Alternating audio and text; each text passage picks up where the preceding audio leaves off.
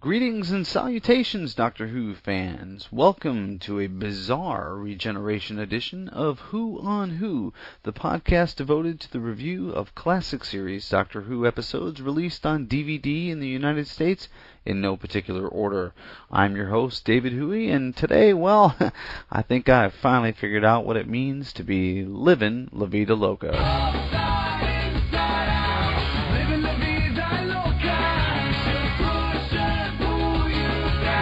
Come on, sing along, you know you want to. Dance a little in that chair, come on. You love it, you know you do, I do too.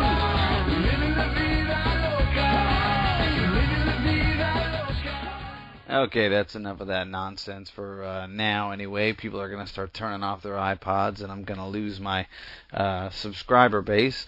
Speaking of subscribers, hey, I just want to let everybody know that my subscriber count is up to 287 subscribers. Thank you all very, very much.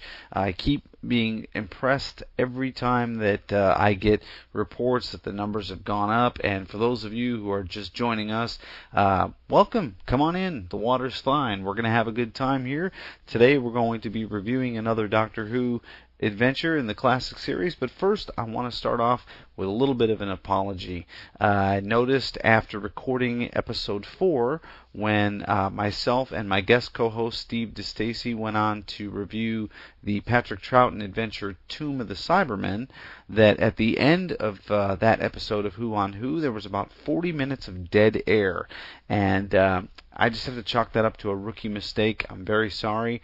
I've gone back to the editing board and I've cleaned that up, removed all that, which really actually helped me out a lot with file size as well. But that was just something I have to chalk up to a rookie error, and I promise it will not happen again. So thank you very much for your patience.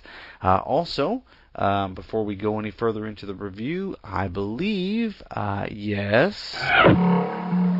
Message for you, sir.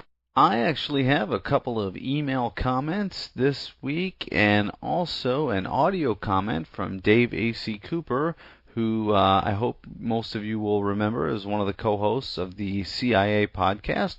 So I'm going to play that now. Hi, Who on Who? How do you do? This is Dave A.C., one of the co-hosts with Ian and Wes from CIA. And also, perhaps people have heard me on the live versions of Doctor Who Podshock, sometimes as a guest host. Yes, I'm loving your podcast. It seems to have got into its stride very quickly, and I'm glad you've got quite a number of subscribers already. As you said, CIA is on TalkShoe. The ID is 30659, and we can also be got from iTunes, as can your own show. So keep up the podcast. I'll be listening, and all the best. Bye. Well, thank you, Dave. I really appreciate that, and loved hearing your voice, as always. I've heard you, like you mentioned, on the CIA podcast and also on some of the live Podshock podcasts as well. And, I think we're going to have to get you on the show soon here to maybe review a DVD with me. I think that would be a lot of fun. So let's try to do that at some point. Now, on to the rest of the mailbag. First message comes from our old friend Dave Hingley, and also in the UK. He writes in, "Hi, David, how's things? Liked the Tomb of the Cybermen podcast and the War Machines so much, I went out and got the War Machines. I already have Tomb. Haven't had the chance to look through it in great detail, but I did like the Tony Benn on the Post Office Tower documentary. Missed podcast from you, though, for a couple of weeks. Hope to hear something from you soon. Regards, Dave." Well, thank you, Dave. On that note, I would like to mention to my listeners out there that I did get the first 4 episodes of my podcast, Who on Who, out there pretty quickly. I think I knocked out 1 episode a week. But for those of you who are married, you'll appreciate this. There is a Mrs. Huey, and she sort of stepped in and said, "Look, I dig that you're you're doing something that you like and that you enjoy this and all that. But let's not forget me and the kids. So I sort of promised to dial it back a little bit, and really, for as far as the sake of longevity for the show, there's a finite number of Doctor Who DVDs out there. Of course, it's growing all the time, but if I do want to keep this going for any long period of time, I suppose rushing through them is not going to help my show's case at all as well. So I'm going to try to dial that back a little bit. I still promise to have at least one out a month, hopefully two. It just sort of depends on my schedule and what the family will allow as well. So hang in there with me. Next email comes from Hypocost. That's this individual's username. I don't know if you're male or female, so I'll try to not be gender specific here. Says the email itself says, "Hi David, there is an Easter egg on the War Machines DVD, or at least there is on the UK version, which should have identical content to the US release.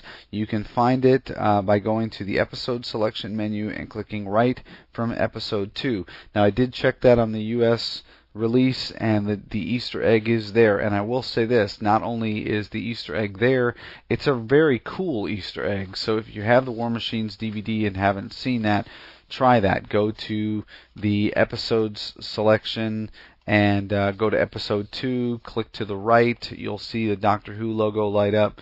Go there and watch a scene, and just hang in there till the very end of the scene. It's kind of interesting. Thank you, Hypocost. Next time when you write in, and this goes to anyone who writes in, please let me know not only your first name at least, but also where you're from, so that I can make a shout out and sort of get an idea of where people are coming from. Obviously, if you're watching the UK DVD, I will assume that you're from the UK. But I would love to know your name and where you're from. So, last message comes from Eric Brumbaugh. Eric says, "I'm enjoying the podcast. Please continue. Since you challenge us to write in, I'm issuing a challenge right back at you." I like that, Eric. I like that a lot. It says, "You are hereby tasked with reviewing the new Trial of a Time Lord box set. I have been wading through this, and it's definitely something to talk about. Good luck and keep up the good work." Thank you, Eric. Wow, talk about throwing out the gauntlet there. I do definitely want to watch that set. I have not seen any of those episodes before. I'm also very short in the Colin Baker department as far as DVDs in my personal collection. So when that came out, I was very inclined to buying it, and will pick that up. Promise to review it sometime in the very near future. I don't typically plan too far in advance as to which DVDs I'm going to be covering. So let's do that. Let's put that on the calendar. I have a couple others I think that'll probably come in before that one, but we'll definitely get started doing that. So here's a question to all of you. Should I review that as a total box set, or review each episode individually, one right after the other, and then sort of sum up the box set? I'm kind of leaning that way myself, but would be curious to hear your thoughts on that. And also, I do have a couple of requests out there from my listeners. Number one, if any of you out there are graphically inclined as far as artistic ability or anything of that sort, if you look at the Enhanced podcast or go to www.whodvdreview.com, and that Who is spelled the correct way, WHO. Well, I say correct, but I mean not like my last name. If you go to whodvdreview.com, you'll see my mug up there on a star field. And while graphically okay, it's not the most impressive thing because, well, I'm not really that graphically talented. I'm about like the equivalent of a 3-year-old kid with a digital box of crayons. So if anyone is more inclined to enhance that in any way, I would be happy to not only give you a shout out and much thanks, but may even send you a little gift from me as a thank you for that. And also, those of you who like to dabble in the audio, I would like to put together a audio promo of my show and what it's all about. And I would be willing to talk back and forth via email or however you want to do it. And would love to have someone do that. And as a prize there, and you know what? I may do this as a prize for the graphic one as well. I would like to get you on the show to talk and to say thank you and to maybe even review a DVD with me. So let's throw that out to the listeners. If you are interested, would love to have something that I could give out to some of the other podcasters who have graciously offered to promote my show. And in the meantime, on that note, I would like to go ahead and play this little promo for a great podcast. If you're not listening to, you should, called Ramble with Russell. Listen into this.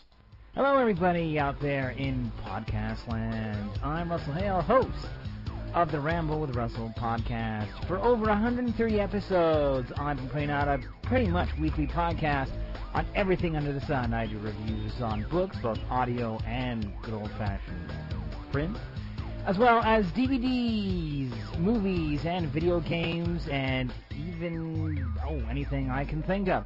Some of my more famous past guests include such notables as author Terry Brooks from the Shannara series of stories, producer and director Bob Ford from such famous shows as Beast Wars and Beast Machines, along with author and sports announcer / boxer, the great Spider Jones, as well as even a special appearance by the Sixth Doctor himself, Colin Baker, and many more as well. So, if you want to listen to a variety show with a difference, and you want to even get a little bit of Doctor Who news in as well. So if you're looking for a podcast that has a little bit of everything, opinions, reviews, and even occasional rant or two, then come to my website at http://ramblingrus.libsyn.com, the home of Intelligent Ramblings. Take a gamble, listen to the Ramble, and join me each week. Thank you, Russ, and we're going to move right on ahead here and get the TARDIS controls set for September 1st, 1979, where we're going to be reviewing the Fourth Doctor adventure, Destiny of Daleks. All right, everyone, hold on tight. It's time to go.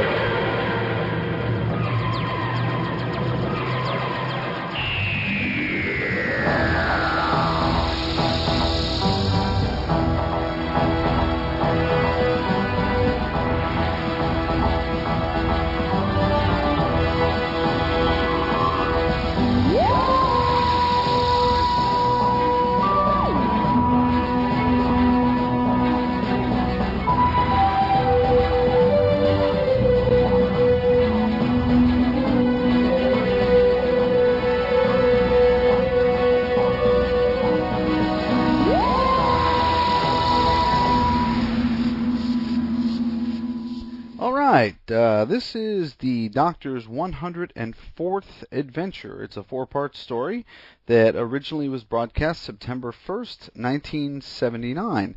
I started off our episode today by calling this the Bizarre Regeneration edition of Who on Who, because this adventure probably most famously includes Romana's regeneration from Romana 1 to Romana 2, and there's a lot of controversy surrounding that. I wasn't that familiar with the actual scene. I had not seen it, but I had heard a lot of the speculation as to why the scene was played out the way it was. I'd heard it described before by other fans and that sort of thing. So this was my first time actually getting to see the regeneration, if you even want to call it that. I think, and I just want to take a minute to discuss my opinion on this. I think if you consider it a regeneration by the standard of what we've seen the Doctor go through when he regenerates, it just doesn't compare. It's apples to oranges. It's almost like she's using up a regeneration just because she fancies changing who she is. So she goes from being played by Mary Tam to Lalla Ward for whatever reason backstage. I'm sure many people are aware that Tom Baker and Lalla Ward were married, and I'm sure that had a lot to do with it. But the regeneration is handled rather lightheartedly, and she seems to have complete control within a certain window of changing her appearance. She tries a few different things. She tries a woman who is very, very short. She tries a woman who is very, very tall. Um, so there's a few options that are put out there before she settles into taking the body or a duplicate of the body of Princess Astra from the last adventure, the previous season, the Key to Time series. So I think the first thing that struck me about that was that the Doctor seems to take this all in stride as if it's completely normal. Now, in comparing that with all of the Doctor's experiences in regeneration, we have to remember that anytime we've seen the Doctor regenerate, it's because he's near death. So I'm sure that adds a certain amount to it. I'm going to go off the fan reservation here and state that when they had the 1996 TV movie with Paul McGann, and he made the infamous statement that the Doctor was half human, all the fans kind of went up in arms about that, and started, no, there's no precedent for that, and on and on and on. I thought after I looked at it objectively that making the Doctor half human explained two things. First of all, it explained his fondness for Earth.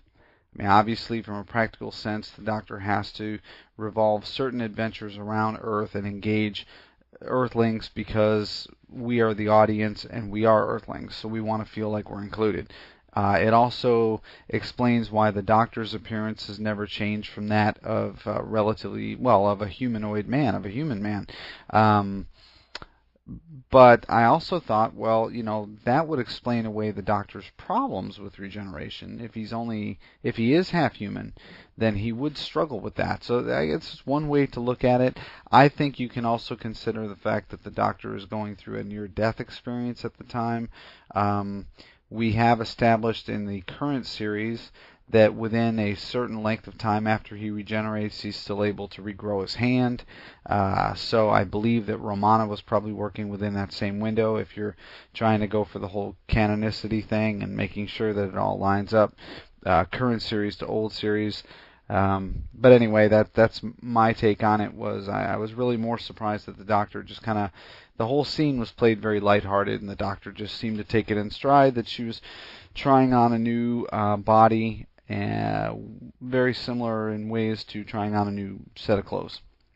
So, didn't think that much of it. As for the second Romana, I have to say that she's not as polished as Mary Tamm's performance in the first one, not as self-assured, and seems to be a bit more of a screamer and a reactionary to me.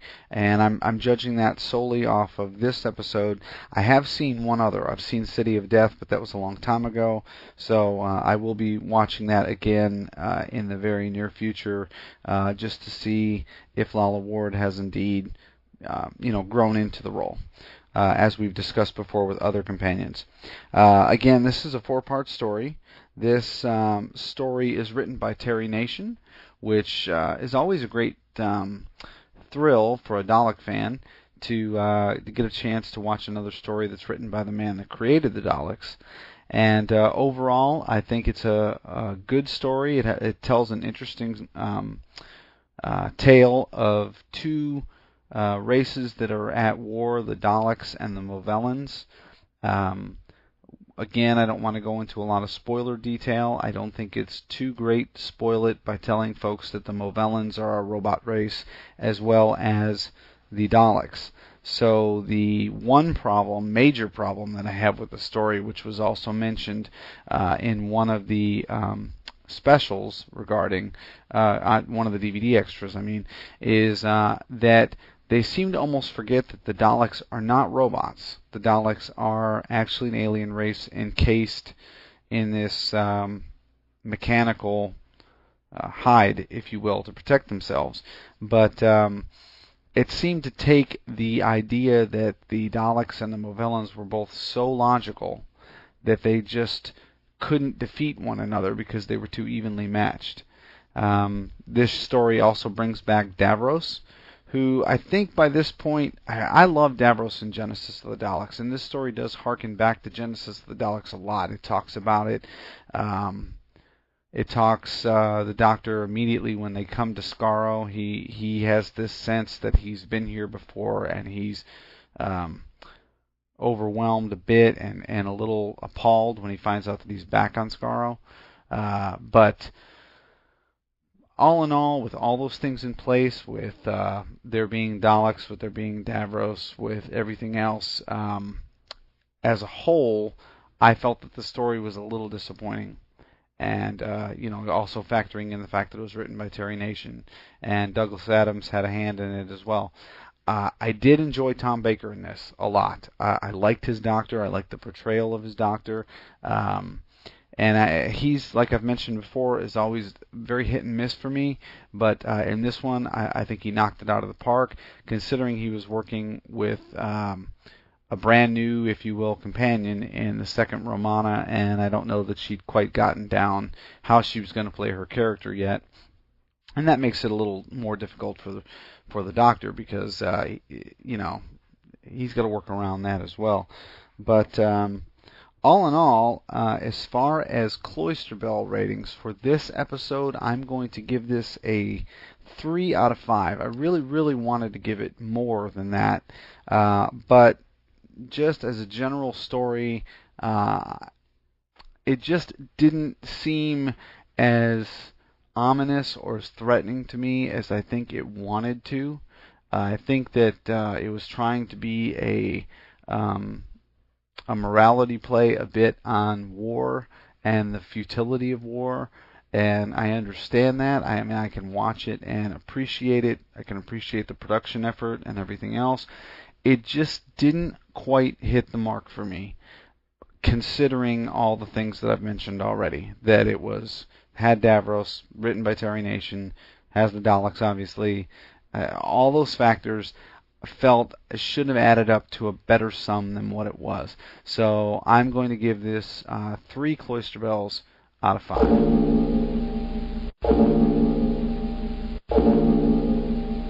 Now, as for the extras on this DVD, that would definitely make me want to bump my overall rating of this DVD up to probably a 4 out of 5, because there were a couple of extras on here that I really, really enjoyed. I'm going to highly recommend that even if you're picking this up as a rental, that you take the time to look at one documentary in particular called Terror Nation. And this is a documentary about Terry Nation, the creator of the Daleks, about his relationship with the BBC and Doctor Who, about a little bit of history about the Daleks, some insight into people who worked with Mr. Nation and with his estate, all in all, throughout the course of the classic series. I thought it was very enlightening. I thought it was very well produced.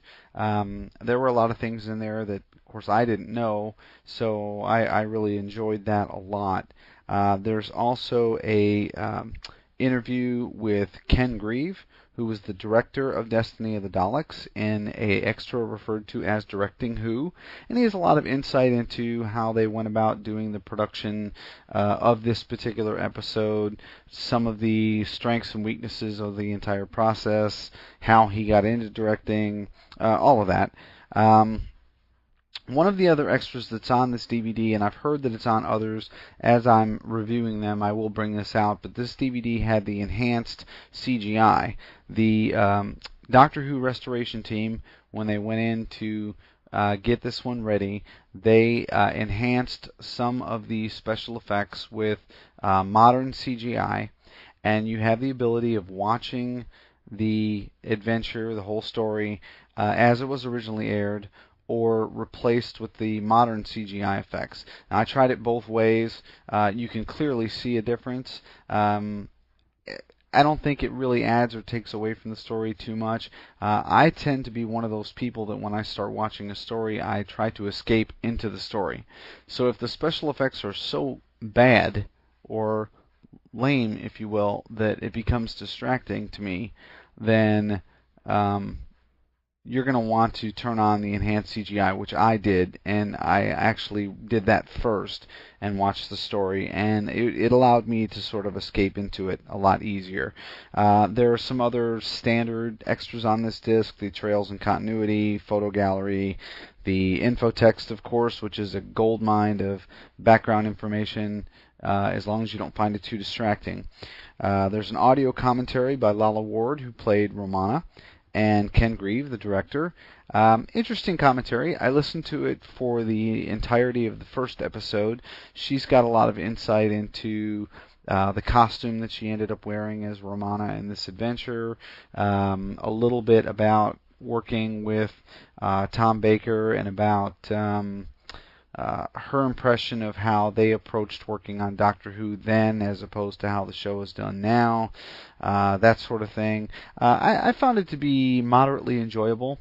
They seem to have a decent rapport with each other, but the rapport to me seemed to be more like acquaintances who hadn't seen each other in a long time, obviously, as opposed to other commentaries where you get to listen to the actors who are who have maintained a relationship over time, and so they instantly click. They come into the studio, put on the headphones, start watching it, and they're enjoying themselves while they reminisce, while they throw out little nuggets of information or things here and there. Those commentaries to me tend to be more entertaining.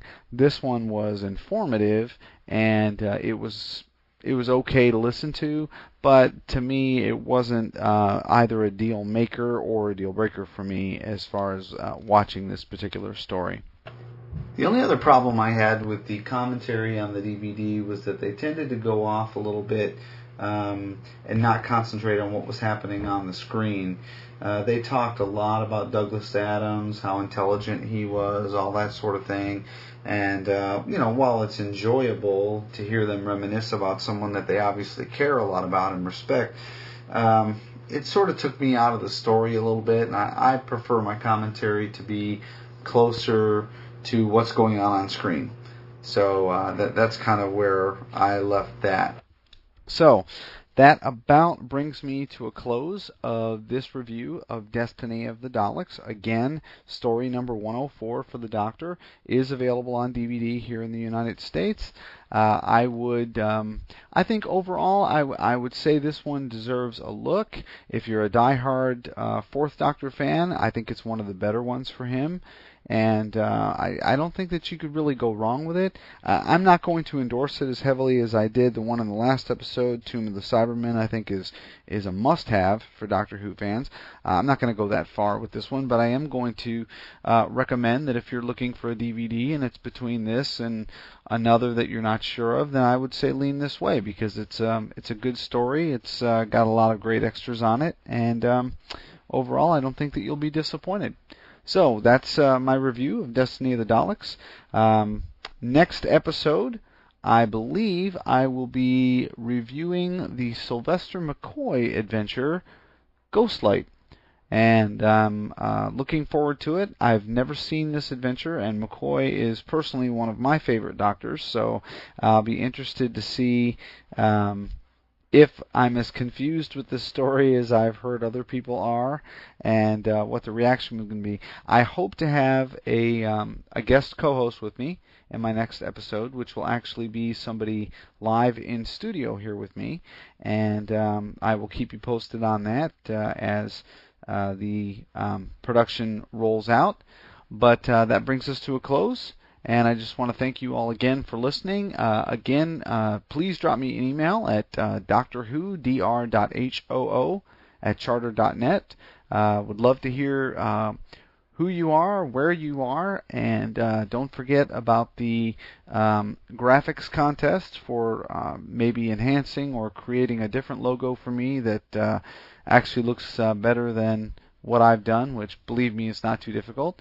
And anybody that's interested in maybe helping me record a promo or a mashup of some kind that I can give out to help advertise the podcast, would love to get your insight and your thoughts into that as well. So shoot me some messages, and I look forward to hearing from you. Until next time, take care. Bye-bye.